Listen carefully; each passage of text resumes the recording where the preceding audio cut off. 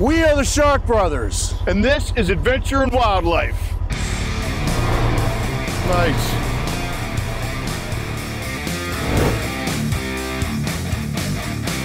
We've always lived on the wild side, and that's why we call this place home, the Charlotte Harbor Gulf Island coast. In this series, we explore all the good nature found here in Florida's premier ecotourism destination, where our best side is outside. Here we go. Gone.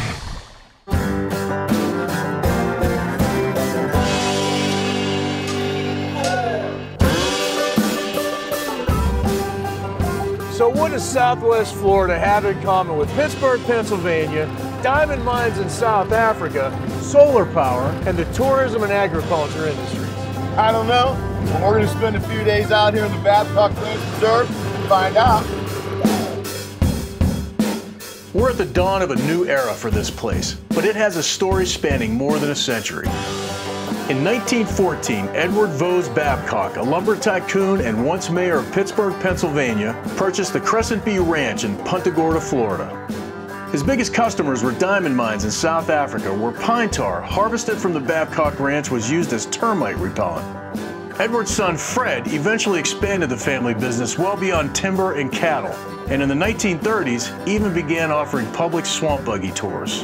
In 2006, the 91,000-acre ranch was sold to developer Sid Kitson, a transaction resulting in his creation of America's first solar-powered town and the largest single conservation acquisition in Florida's history. Management of the newly named Babcock Ranch Preserve transferred from the state to Tarpon Blue Resources and Land Management in 2016. This collaboration ensures preservation of the property's natural, cultural, and agricultural legacies. Today, the preserve's 73,000 acres provide many recreational opportunities, including a unique adventure experience offered by Babcock Ranch Eco Tours. This 90-minute ride on the wild side offers the public a fascinating journey through time and nature. Tour guide Terry Covert has a wealth of knowledge about this place and a true passion for sharing it. We've taken this tour. It was so much fun. We've taken it twice now. Yeah. And you know, we've seen so much on the tour, but for the viewers, what other kind of animals could they expect to see on this tour? We have a herd of cracker cattle, and they'll move around, so we get to see them in one area or another.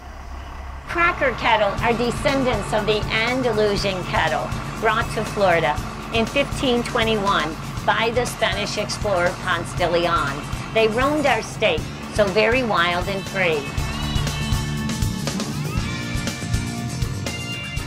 Right now, we got some feral hogs that are coming to us. Feral hogs, wild pigs, look at these guys. These are truly wild. Strutting of the turkeys. It is the mating season. Yep. Those turkeys are fabulous. The gators today were impressive as well. All those alligators out there, lots of them sunning themselves. This bridge is known as Gator Bridge. Look at those alligators there. Oh man, there's some big boys out there. Let me introduce to you baby girl.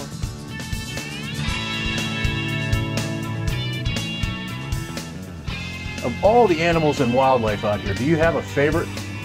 I love my Florida panther. And you have a special bond with him, don't you? You've been I do. really taking care of him. The main thing about Osceola is when you physically see him, how impressive he is. He sure is just an amazing animal. He is just, I mean, he's perfect. Beautiful. Osceola has been with us since September 12th of 2014. He was born at a facility in Miami, guys. That's where we got him from. He is living his retirement years in luxury. We've seen all ages of people.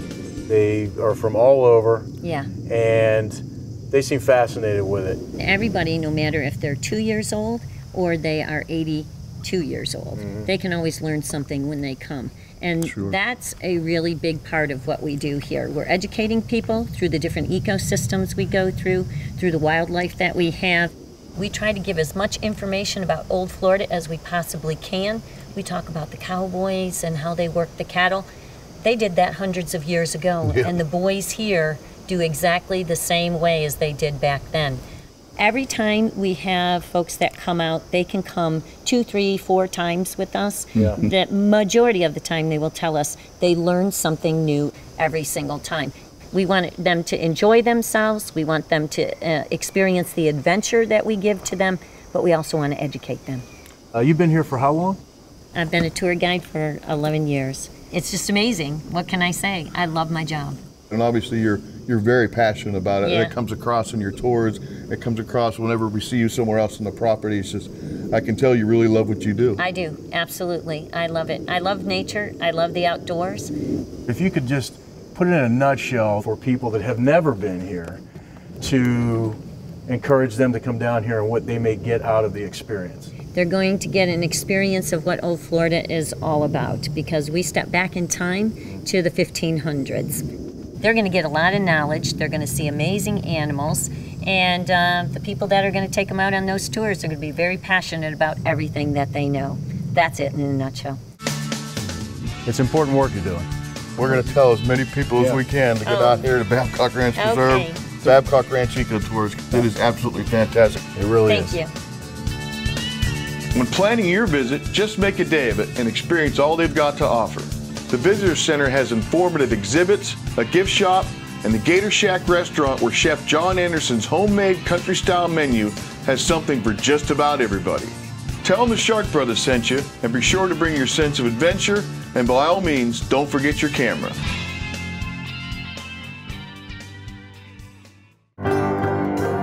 With another big day ahead, we grab some rest and southern hospitality at the Cypress Lodge, built by Fred Babcock as his home on the Telegraph Swamp. A prominent feature of the preserve, this vast forested wetland also plays a vital role in the health of regional aquifers and other ecosystems, including the Charlotte Harbor Estuary, Caloosahatchee River, and even the Everglades. When the state purchased the ranch in 2005, it was considered the crowning jewel of its Florida Forever program. Today, it's the largest state-owned working cattle ranch that's privately managed. We had a chance to see this public-private partnership in action and to meet some of the people carrying on the kind of work and traditions that have shaped the agricultural heritage here. When ranch manager David Yates and his crew hit the office, they've got a lot of ground to cover. We did our best to keep up with them. We just had a blast out here the last few days, and can't thank you enough for letting us tag along. You bet, man. It just strikes me as, you know, this is like the kind of work that built America, man. You know what I mean? Exactly. It really is. Like I mean, real it was an honor to watch it being done, and your crew's outstanding, man. And, you know, obviously you got some people you've worked with for a long time. And speaking of that type of work, I just been thinking out here, it takes me back to, you know, old America. But how much, I mean, it really probably hasn't changed much. I mean, probably 100 years ago, I mean, or more, they doing the same work. It was, That's right. you know, cowmen, dogs, you know. Dogs, horses. Yeah, the only thing different now is we probably work cattle more. We more medication to them and keeping them healthier. So we actually are in the cattle maybe a little more than they used to be. But yeah, it hadn't changed a whole lot. The dogs were ever present, man, the whole time we were out there. Yeah. And they seem like they love it, B, they're really good at what they do. You got to train them up to do that, or they just kind of fall in line? And... Yeah, they kind of fall in line. You got a few lead dogs that kind of train the rest of them, and it's just, you know, all you really train them for is just to come back, you know, come back and go when you send them. You know, it doesn't take long to come out here and start driving around and realize this is a vast property. We're talking about 70,000 acres, right? Yes, sir. That's right. And on that acreage, I know there's a lot of other uses with the property, I mean, as far as agriculturally, but as far as your cattle goes, how many you got, and how wide do they roam on 70,000 acres? Yeah, we've got about 2,500 head. They run over 50,000+ acres. Some of it's farmed. Yeah, we have about 4,000 acres of farmland, and so we'll graze it for a few years, and then they'll farm it for a few years on the grass patches. I mean, you guys ride around places out here. The environments are all very different, and this is Elvis, by the way. Let's just introduce Elvis to the audience right now. We met him the last couple of days. Hey. There's been an Elvis sighting. Oh yeah. But you've got a lot of different areas that you go to that you can only get to on horses, right? I mean, That's right. Yep. Yeah, that's why you don't do it off of a four-wheeler or motorcycles or things like that, because you can only get there off of a horse. And between cypress swamps and cabbage hammocks and pine flatwoods, you just can't go. How do you decide where to work and where to move? We're kind of always chasing grass, you know, trying to put cows on new grass and it keeps them healthy. And then as far as, you know, where we move them to and how we move them and things like that, you'll see a lot of times we'll just stop. We're just actually letting the cows get together and find all their babies, and when they know where their babies are and they're calm, then everything goes a lot better. And with cows, the slower you can be, the faster it'll go. It struck me as like there actually is kind of a rhythm to the whole thing. Yes. You know, and there's a purpose for everything that you're doing, and when you're looking at the herd, I mean, what you know, what's going through your mind as far as like their health and what are you looking for? Yeah, you're evaluating them as you're handling them.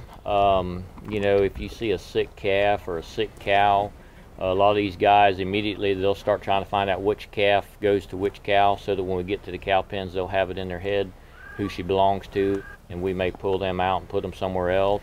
We may medicate them differently, things like that. So yeah, you're always paying attention to what's going on in the herd and the health of the herd, and there again, just seeing if they need to be moved, if they need to be medicated, what they need. You know, I couldn't help but thinking out there when you told us, you know, stay close, you know, because they might look at us as predators. Do you have to worry about that? I mean, you know, coyotes out here, or what other predators do you worry about, you know, getting in with your herds? Yeah, probably as far as predators go, coyotes is probably the biggest. When it's calving season, you start to see a lot of them when these calves or when the cows are dropping calves. You'll notice a lot of coyotes out in the cows, and you know, of course, we try to shoot them and get them out of here. But we have panthers. We really haven't had much trouble out of that. We found a calf or two that we suspected, but I know some of the ranches further south of here are starting to have troubles with that. But other than that, a rattlesnake bite here and there, but usually they don't die from that. They're pretty tough. And I guess the herd is constantly growing then as well, right? Well, it grows every year, but then we sell the calves. We sell it, of course, naturally you sell all the steer calves, and then you keep 10% of the females to keep your herd, you know, to keep it alive, keep it healthy. So if you got, let's just say you had 2,000 head of mama cows, then you would really, by rights, keep 10% of the female heifers. So you know, you're gonna have 200 head of female heifers every year, and so you keep it at that constant. It doesn't just keep growing and growing and growing. So it's constant management. Yep. yeah, and that's all determined on how much grass we got and how much country we have. You mentioned heifers. I was curious about the bulls you got. They're all made for life, right? Yeah, that's right. Yeah. We put one bull to 25 cows. So is that right? Man. So 100 cows. He must be tired. 4 bulls, and they found that one bull does most of that breeding too. Is that right? Yep. He's the big dog in town.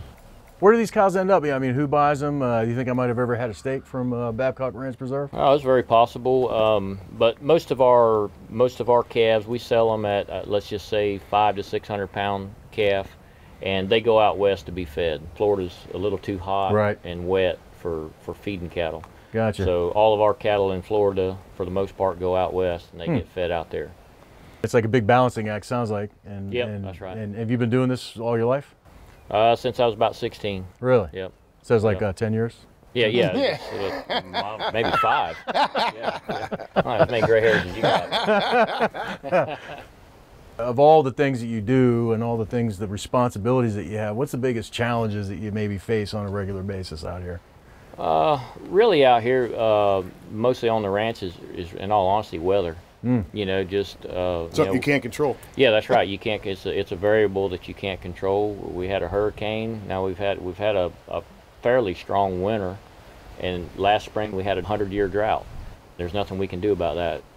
Well, we wish you fair weather and good luck, David. It's really an honor to tag along and watch what you guys do, man. It puts a whole new appreciation for, you know, you look at a cow, you don't realize what goes into taking care of them, you know? I'm glad y'all came out. Yeah, thanks for having us, man. You bet, man. All right.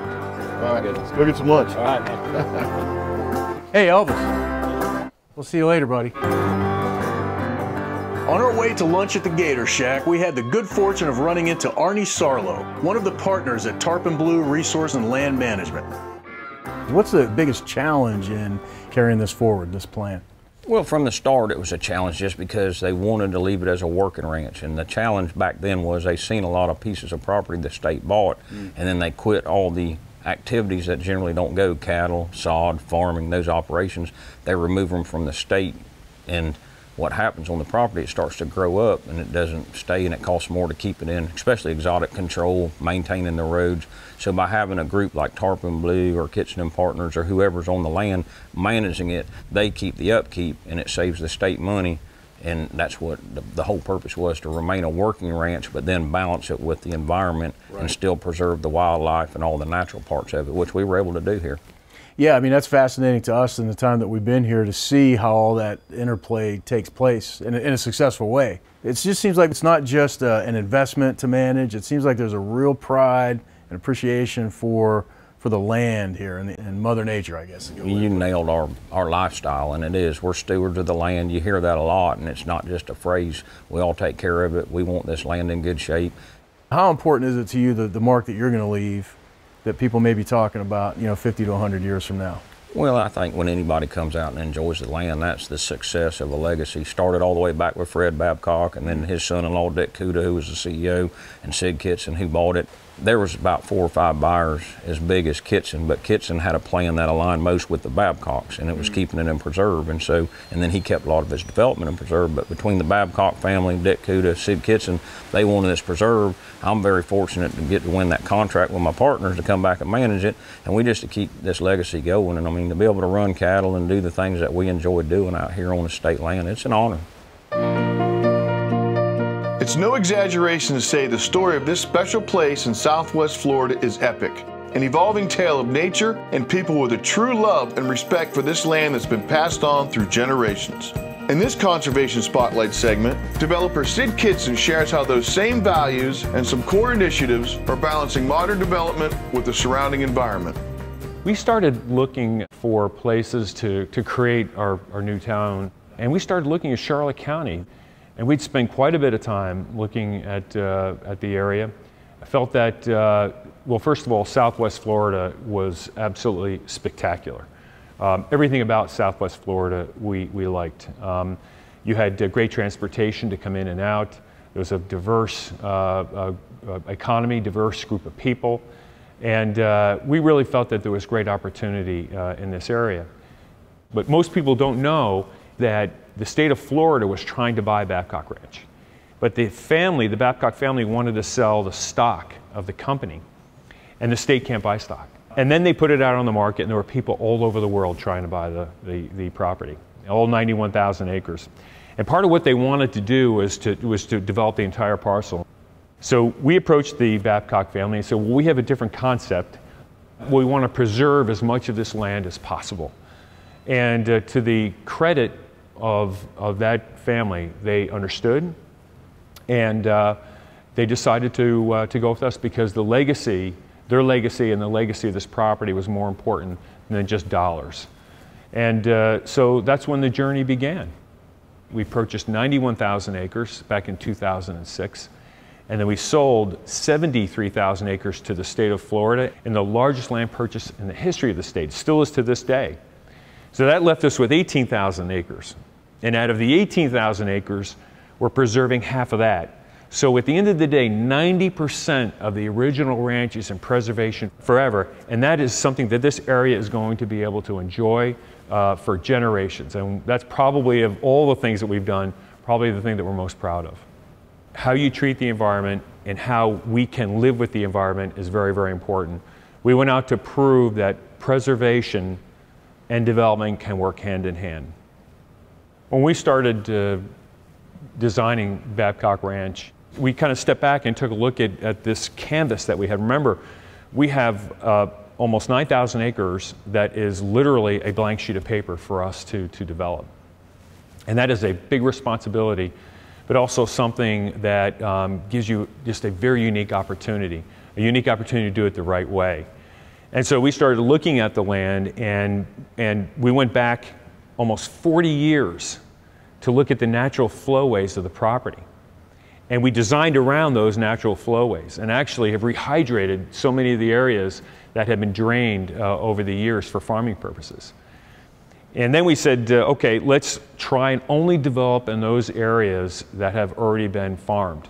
So we didn't want to take out any of the forested areas, but because there was plenty of areas that were farmed areas. And that's how the plan itself began to come together.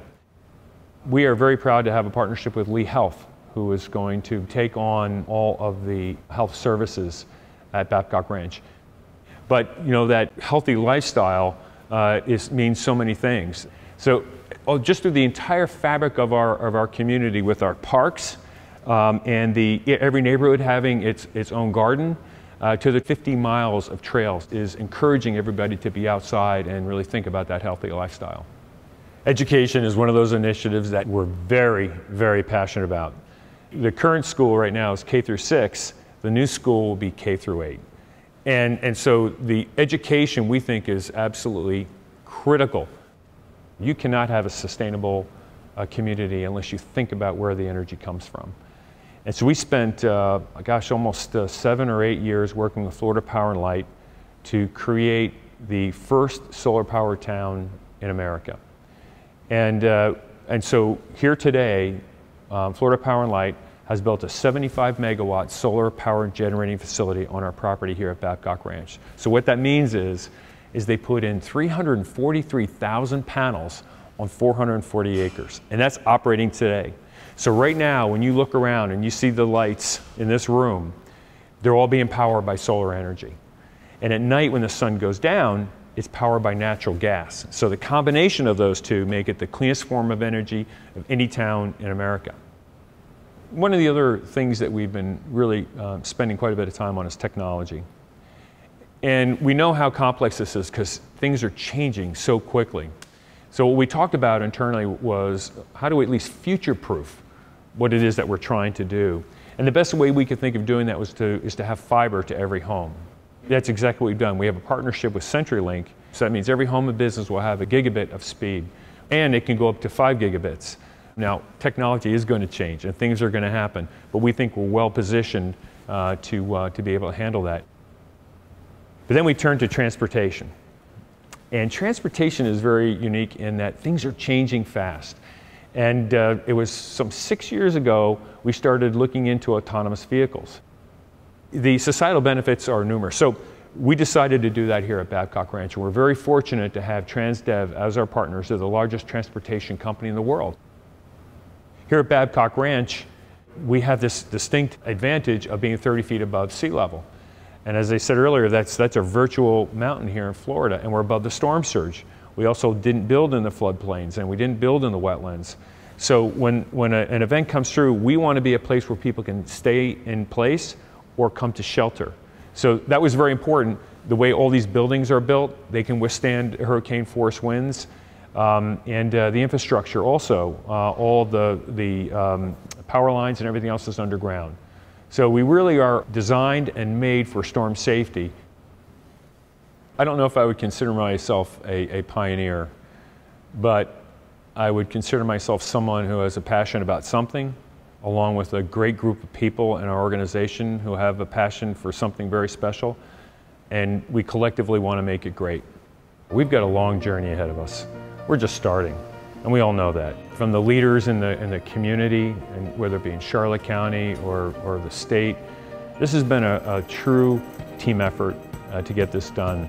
And I am incredibly thankful for each and every one of them to have helped us along the way.